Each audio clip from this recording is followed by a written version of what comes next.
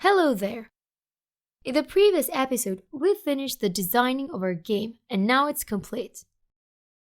In this episode, we will build the game. First, go to Edit, Project Settings, Player. There you can change the company and product names, default icon, and so on. Next, head to Build Settings and make sure that all of the scenes you want included in the game are there in correct order. Then, check that the target platform is correct and hit Build. Choose a location for your game and you're good to go.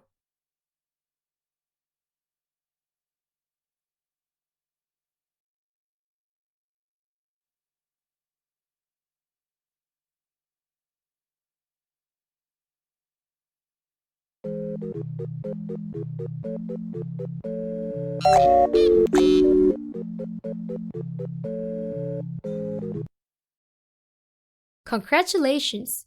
You have now completed the whole Unity Basics tutorial series.